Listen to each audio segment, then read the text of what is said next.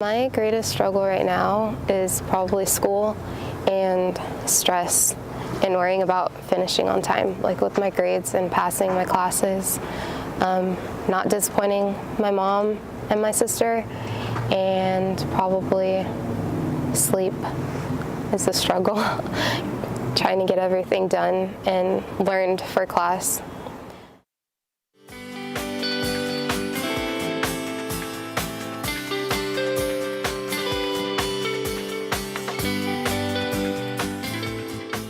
Back to Success and One Equity thing about on living in Kern BCTV. County. You've heard the old adage about not judging a book by its cover. Well, your own host got caught in that very trap. I was outside of my office in the Gil Bishop Athletic Center, and I spotted a attractive woman heading into a Tai Chi class, and I knew she was mature. She wasn't one of our girls, if you will. She was definitely a lady, and I stopped to talk to her and ask her about what it was like coming to BC after being away from your college years for a little while. I'm dancing here. I'm doing the best I can. But you and I met in the hallway, and I just asked you, like, why are you here, essentially? And you were taking a Tai Chi class. Right, Yes. but you're not a stranger to college, are you, as I quickly discovered? No, I'm not. I came to Bakersfield 2 months ago, in fact. I moved here on September 1st. After retiring from the State Department, and I wanted State to, Department. and I wanted to be in a town with a college and with an airport and good weather, and Bakersfield has all of those. That's absolutely correct. Yes, and so, but it was important for me to be in a learning environment because I believe that we should be lifelong learners, and this fit the bill. It had not only Bakersfield College, but other colleges as well. I like how she did that. That was good. Well, we've only been around for, a century, but I know that there are some other Johnny-come-latelys in town. But obviously, you're a woman of discernment and high taste, and we have you here at the Bakersfield College. So welcome to the Renegade family. We're glad to have you. But you belong to some other academic families before. Why don't you quickly give us your curriculum vitae? Is that how you say it? What was your? Okay, I grew up in Hamilton, Ohio, in very small Midwestern town, and all I wanted to do was get out of Hamilton, and so It wasn't the most progressive place then, was it? Not really. Well, it was segregated, wasn't very it? segregated town, yes, and we lived in what was called the Second Ward, where African Americans were basically confined to that area. It was a ghetto. Between the railroad tracks and the river. So by classic terms, it was a ghetto. The area could be considered a ghetto. I don't mean in the modern term of it being low rent. I mean it was a place to push a certain population group. Yes. And keep them there, hopefully. Exactly. But I think there was one street, Carver Place, after George Washington Carver, where we lived. And that street was apart from all others. It was such a nurturing street, just that street, Carver Place. And they called us the Carver Place Kids. Even though it was a nurturing environment, the town of Hamilton was not progressive, and I didn't feel that I could grow there. And so I was looking just to get out of Dodge. And I was selected for the University of Michigan as an early admission student for out of state. And Wait a second. Yes. You were one of the Carver Court kids. You grew up in the segregated town of Hamilton. Mm-hmm. Boy, I hear a lot of people today make excuses for why they can't go to college and that the man's holding them down or this, that, and the other. How could you have made it all the way to Michigan from those dire circumstances? I don't understand. Well, I think everybody has to decide for themselves. It's not the outside circumstance. It's what's inside of you that should drive you. And we have to be determined that we're going to persevere regardless of those external circumstances, because what counts is what's inside. We can't be limited by what other people decide or make their own view of what we should do or how we should be limited. If we did that, we wouldn't be fulfilling our God-given purpose for being here on earth.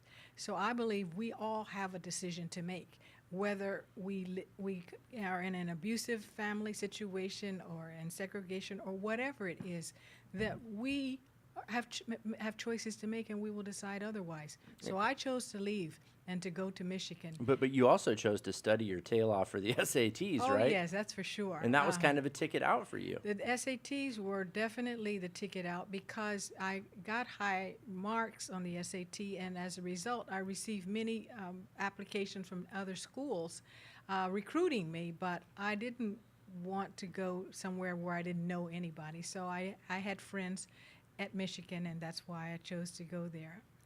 And I received a small scholarship from my town, and $1,000, but it was a scholarship. So Hamilton, they ended up doing something for you after all. Well, it was a ladies' society that gave me. They had a tea, and they gave me this $1,000, and my parents gave me $1,000. So with that, I marched off, and I had financial aid and work study. And work study was the most important part for me because I was able to live in the dorm and work at the library. And I worked. And I went to school, and I didn't have a lot of time for partying. But of course, you know, we're supposed to have a good time in school and be well-rounded. So She told you. I did have a good time in school, but I kept a balance, work and studies and my social life. And I would go back to Hamilton to be with family for the holidays. When I graduated, well, before I graduated, I also applied to be an exchange student at the University of the West Indies in Jamaica. And so my second year, I left Michigan and went to Jamaica. That was the most eye-opening experience for me because I'd never been on a plane before. I had to go to Washington, D.C. to get a visa, and all of these things were like so new. But the biggest shock was when I went to the university, the college president was black.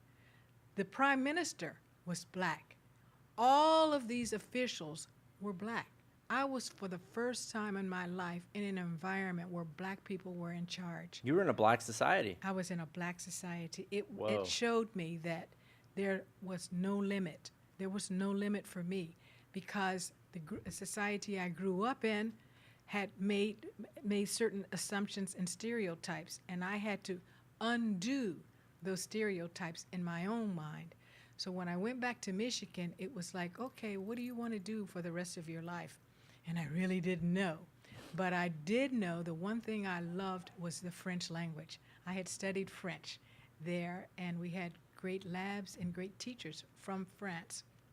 And we had our lectures in French, and we had to write in English, but everything else was French. So I came back with a pretty strong determination that French was where I wanted to go. But when I got to Michigan, they told me, Rhonda, your level of French was so low when you entered from your high school French that you really shouldn't major in this. And I said, well, as soon as somebody tells me I shouldn't, that's just the thing I'm going to do. I followed my heart. Rhonda! I followed my heart. And I'm so glad I did because it turned out that French opened all kinds of doors, international doors for me. I went to Paris and studied at the Sorbonne for a summer. And there I met Africans from all of the Francophone countries, and I was able to communicate with them in French.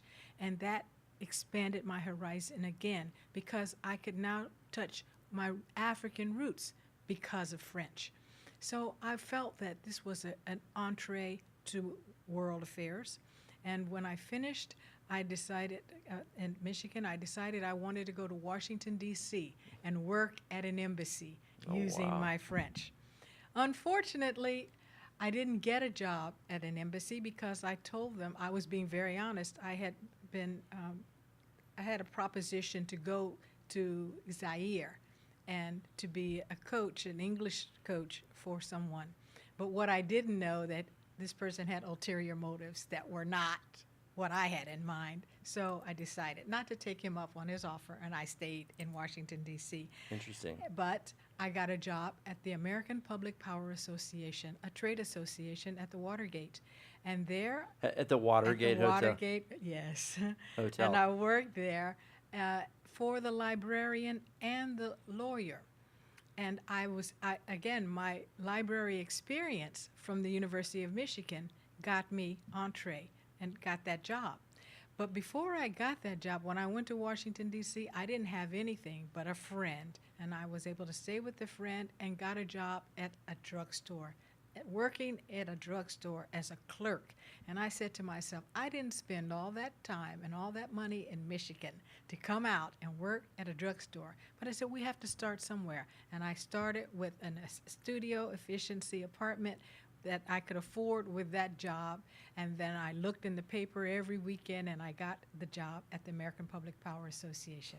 And there, working at the library, they said, if you want to, we will pay for you to go continue your studies and get a master's in library science because it's work related. And I'm like, okay, that's a free degree. All I have to do is apply myself. So I worked full time. And in the evenings, I went for my master's degree. When I got to the campus, I would fall asleep in the car before I go to class and take a nap, eat a sandwich, and go to class. Come back home by 10:30, 11 o'clock at night, start up at work the next day. And so I did that until I finished that degree. But when I finished, before I finished, I realized, wait a minute, I'm doing all the work for this lawyer, and he's getting all the credit. If I'm smart enough to do the work, I'm smart enough to go to law school. So Why not? why not? So I applied for law school at American University and Catholic University, and I was accepted at both. But because Catholic University was closer, I decided to go to Catholic University, and I'm so glad I did. It turned out to be another wonderful experience. But the challenge I faced was unexpected. I got married. I forgot that very important ingredient. I got married right before I started law school. And Not to the fellow from Zaire. no, definitely not.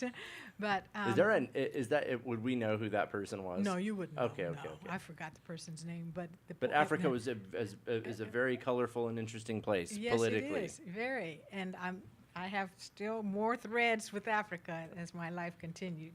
But the fact that I got married, and 2 months later I started law school. It was all very, very focused because my husband at that time was a doctor, so he was doing his internship, and I was going to law school, and we were both very focused on pursuing our careers. So you'd have a cup of coffee with him once a week. Well, we would have breakfast together. He would make lunch for me, and Oh, I'd be nice gone guy. off. You know, it's Yeah. a nice guy. But what was not expected was I found myself pregnant. I had done everything I thought I should do not to get pregnant. But I said, at least I'm married. Okay, Yeah. I'm going to have this child. And I was really focused on my studies. I had been accepted in law and at the law review, which was really prestigious, and I was going to be writing for the law review. But once I had my son, my whole focus changed. I took a semester off to be with him and to be the mother and enjoy motherhood. But when I went back after the second year, I realized law review wasn't so important. I wanted to focus on being the best mother I could be. So I put my son in daycare, and I was nursing him. So I was dropping him off in the morning, and I'd pick him up at 5 o'clock, ready to nurse. I was driving the car, nursing my son. I got home, fixed dinner. I had a job as well. So I was going to law school. I had my son, and I had a job. The job, I could work from home, which was great. But then I'd be up till 1, 2 o'clock in the morning studying, and then back to school and routine.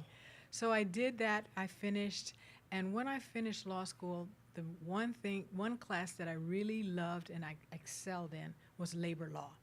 And the professor had contacts at the National Labor Relations Board, and the chairman asked him who in his class would he recommend to work with him, and he said Rhonda Watson. So I applied for the job, and I was selected to work as an attorney advisor for the National Labor Relations Board. I did that for 13 years, but I was always traveling. Every time when I had vacations, I was like traveling, and I thought, well, why shouldn't I get paid to travel? Why shouldn't I get... That's what a person with education thinks. How can we parlay this hobby into a career? Exactly. So, and I also didn't have any opportunities to use my French as a labor lawyer. So I thought I could use my French.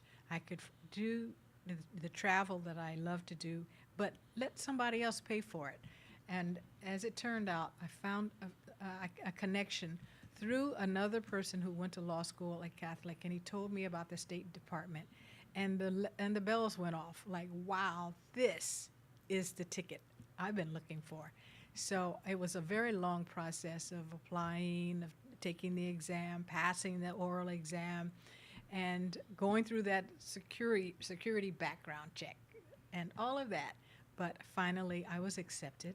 The State Department calls other countries, just giving a very layman's explanation, calls other countries on behalf of the president, right? Exactly. Like if the U.S. has a problem with Iran, then the Secretary of State would use the magic phone to call Iran and say, "Hey, listen, my Well, boss is a little." Well, they have the ambassadors in each country. Of course, yes. They are the president's personal representative. Okay. And the ambassadors and the embassies and the consulates are all there as representatives of the U.S. government to conduct the affairs of the State Department. And our first priority is American citizens. And so I started out as a consular officer, and my first posting was Vancouver. And so at that time, that was the year that the government shut down. No passports were being issued in Seattle. We were not supposed to be open either, but people found a way to come to Vancouver, and there they could get their passports. And we were very important, obviously. U.S. passport, if you don't have one, you can't travel. So for that and for visas, Vancouver has the distinction of being a country where Canadians don't need visas, but all of the third country nationals do need visas. So I had the opportunity of getting the hands-on training at one of the best consulates because 151 nationalities are applying for visas there. And I was studying all of the requirements for all of those different nationalities. They have different reciprocity schedules for what the fees are, for how long the visas are, and all of that. Wow. So it was a great, great training experience for me my first year. But most people say, how could you get Vancouver as your first posting? People give their eye teeth to go there. And I'm like, they just sent me there, and I just go where they send me. Right, because you could be sent to a very hostile country or a less developed culture, let's say. Exactly. We're going to take a quick break. I know we said we were going to come back and watch a video, but we're not because Rhonda's way too interesting. So don't go anywhere. We're going to check in with some of our sponsors. Please watch the commercials. They're important. But what's more important is what Rhonda has to say. We're going to get back to her here shortly on Success and Equity, BCTV. Well, I have a couple I can say. The first one was work and home and school. Now it's just school and home. Trying to make time to do all three, to get all three done. It's a hassle. It's difficult. Feels like there's not enough hours in the day, So it's a struggle to try to accomplish so much in so little time.